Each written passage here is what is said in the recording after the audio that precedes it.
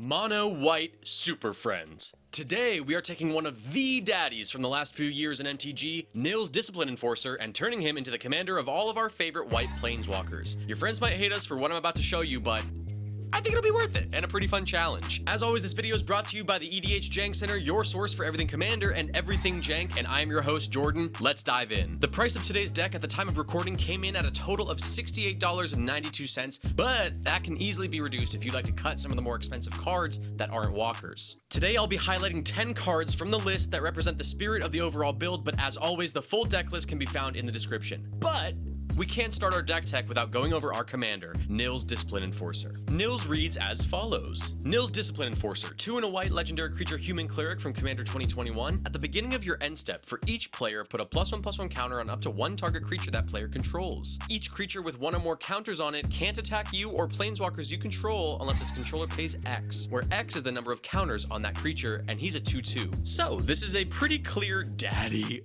but it's also a pretty clear pillow forting commander, and we are going to take advantage of that ability to help protect our precious walkers. We will be using a combination of pillow forting, +1/+1 counters, and tokens to protect our walkers and smash face. Now let's slide on into our first card of the day, which is Archon of Absolution. 3 and a white creature Archon from Throne of Eldraine. It has flying, protection from white, which means this creature can't be blocked, targeted, dealt damage, enchanted, or equipped by anything white. Creatures can't attack you or a planeswalker you control unless their controller pays 1 for each of those creatures, and it's a 3/2. So along with Nils, we'll need some other effects that discourage people from attacking us, and what would be better than a weird guy and his majestic steed? Any way that we can make it harder for our opponents to attack our walkers, we're taking, because those sweet ultimate abilities on our planeswalkers are some of the main ways we plan to win. Also, the protection from white allows it to block any white creature without taking any damage, which is pretty cool. Speaking of steeds, let's look at Fey Steed. 2 white creature elk from Adventures in the Forgotten Realms. Whenever Fey Steed attacks, another target attacking creature you control gains indestructible until end of turn. Whenever a creature or planeswalker you control becomes the target of a spell or ability an opponent controls, you may draw a card, and it's a 4/4. And this flavor text, I have to read it because it just made me crack up.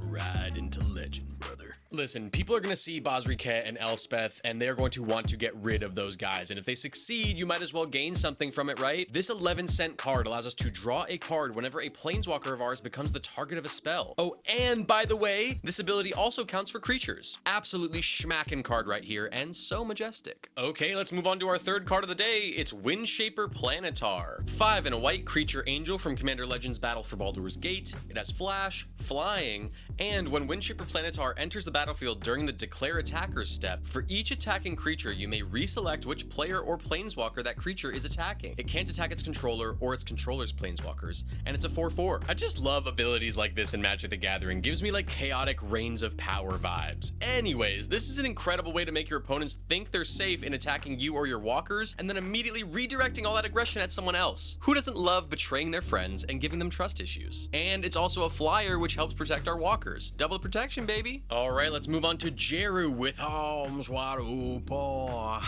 3 white legendary creature human warrior from Hour of Devastation. He has vigilance. When Jeru with eyes open enters the battlefield, you may search your library for a planeswalker card, reveal it, put it into your hand, then shuffle your library. If a source would deal damage to a planeswalker you control, prevent one of that damage, and it's a 4/3. So being in mono white and on a budget means drawing into our walkers might not always be viable for us. So in comes mono white planeswalker tutors, of which there are actually like a lot, most of which are in this build. But Jeru is also a creature with vigilance that also prevents damage and is a useful blocker, and with that sick name, I mean, he had to make the list. Alright, I mentioned him before in the video, but now he's making his own big appearance. It's Basriket, 1 white legendary planeswalker Basri from Core Set 21. His +1 ability is put a +1/+1 counter on up to one target creature. It gains indestructible until end of turn. His -2 says whenever one or more non-token creatures attack this turn, create that many 1/1 white soldier creature tokens that are tapped and attacking. And his -6, his ulti is you get an emblem with at the beginning of combat on your turn, create a 1/1 white soldier creature token. Then put a +1/+1 counter on each creature you control, and he comes in with 3 loyalty. Now, there are a total of 13 walkers in the deck, but I wanted to highlight Basri because I feel he's underrated, and I just absolutely dream of being able to trigger that ulti one day. A lot of the walkers in our deck either make tokens or put +1/+1 counters on things, both of which we care about. Tokens as blockers and eventual attackers, and +1 counters because Nils really wants us to be putting counters on our opponent's creatures. Sorry,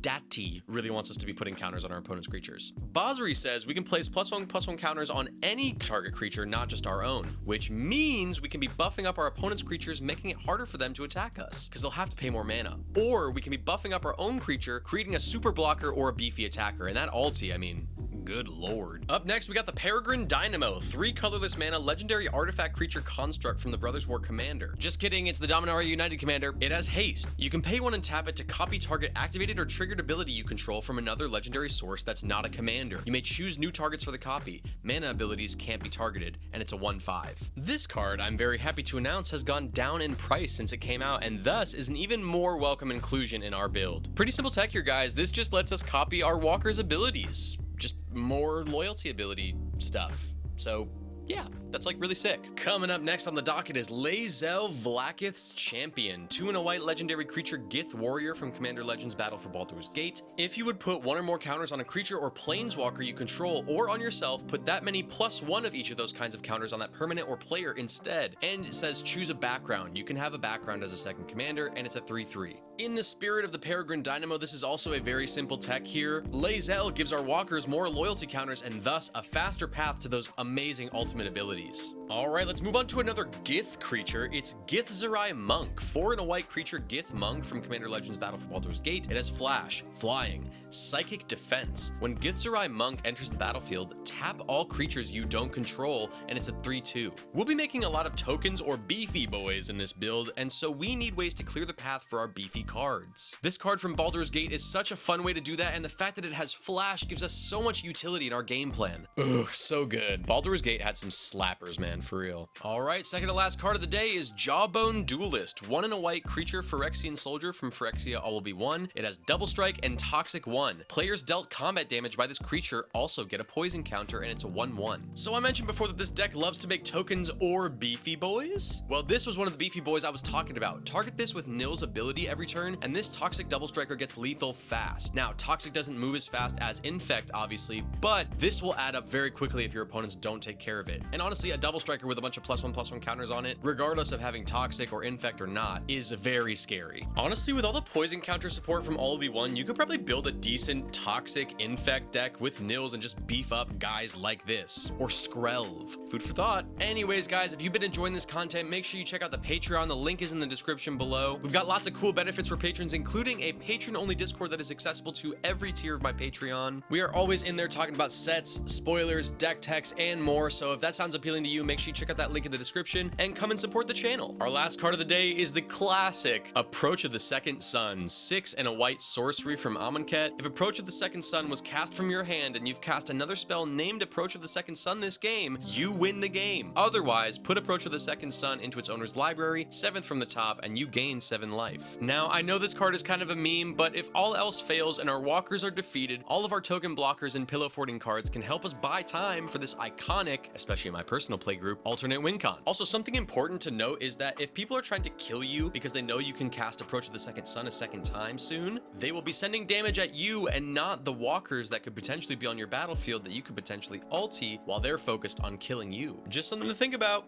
And hey, you know what else is something to think about? The fact that the video is now over. So if you guys really enjoyed this content, make sure you give it a like, subscribe to the channel, and comment down below what cards you would put in a Nils Discipline Enforcer mono white Planeswalker deck. Did I miss anything? I'm always down there in the comments interacting with you guys, so come on down and have a chat with me. Alright, that's it for me. I will see you on the next video.